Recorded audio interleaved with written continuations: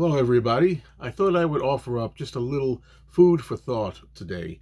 Has to do with a Beatles documentary that came out on VHS tape 40 years ago in 1982.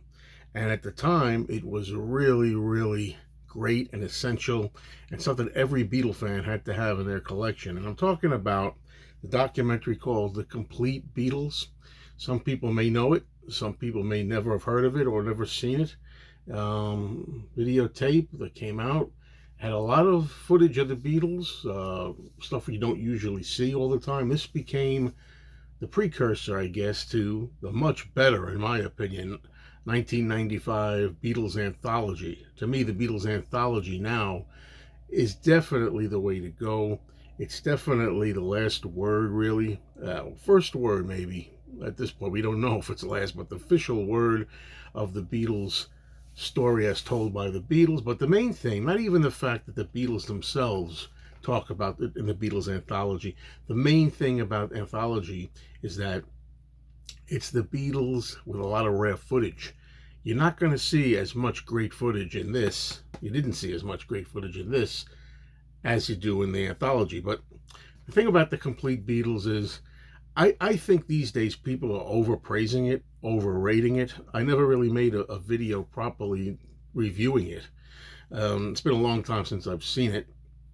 But Paul McCartney, I'm told, has bought up the rights to this item, the Compleat Beatles, so it can't be shown or seen anywhere.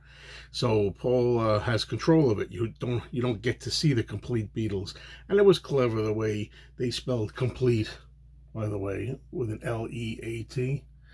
But I'm getting farther away from the actual food for thought that I'm presenting here.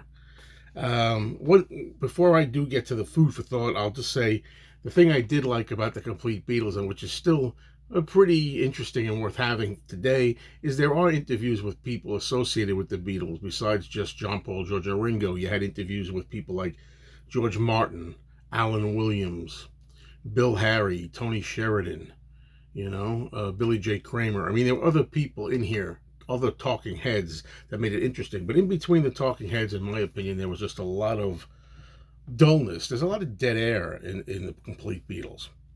All right, here we go. Here's the real point of the video.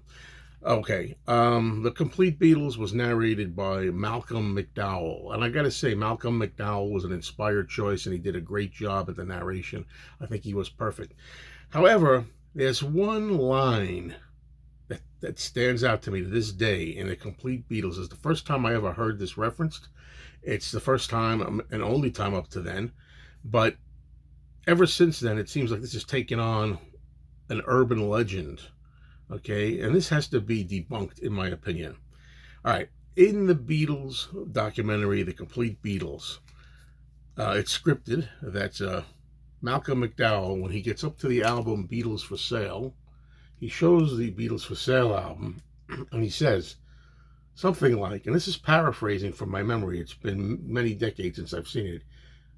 You see the cover of the album, and Malcolm McDowell says, "The weary faces on the cover of the next LP showed that Beatlemania had taken its toll." See how tired they look? They look so tired. They look exhausted. Look at that. Poor Paul. Poor John. They can hardly keep their eyes open. Wow, Beatlemania killed us, guys. We can't even function. Beatlemania really was tough. We went through a lot, didn't we? And look, I have no doubt in my mind that Beatlemania was very trying, even for these young men, who were still in their early 20s. I'm sure that Beatlemania was no walk in the park as far as the toll it took on you physically, emotionally, your nervous system. I don't doubt that they were kind of exhausted, but I don't think the purpose of this album cover is to show how tired and weak they are and how much they have put in. They could barely contain themselves. They have no energy. They have no blood or oomph left. They're just so out of it. I don't buy that. I think this was deliberately a cool photo shot, or a straight photo shot, if you will. They basically had their pictures taken.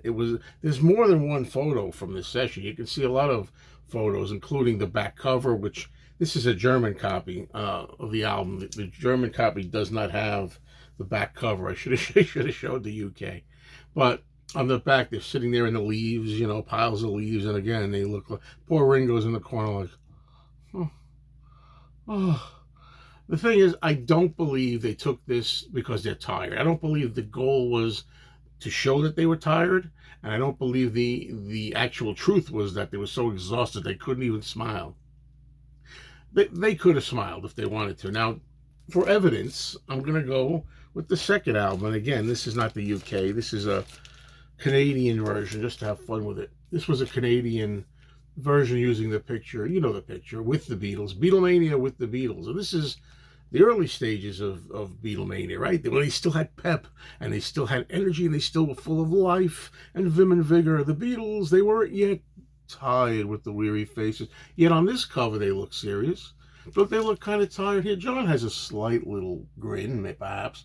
But George, look at him. George looks like, oh, I'm so beat, man.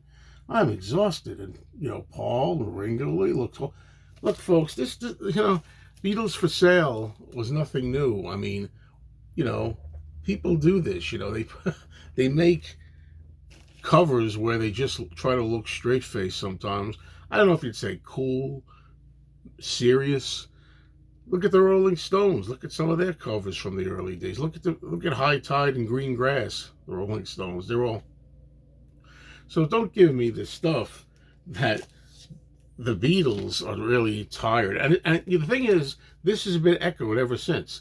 Every time, all you ever do, every time you hear about the cover of Beatles for Sale, you hear fans and critics alike say, the cover shows the Beatles so out of it, so weary, so totally spent from all they went through with Beatlemania. Don't believe it, folks. I don't believe it. But I'd like to know what your opinions are. Did I make a good case here? Did you ever think about this? Do you think the Beatles really were so exhausted they couldn't even muster a smile or a slight grin for the Beatles for Sale cover, so the photographer got them totally looking bummed and exhausted? I don't believe that. Thank you, folks.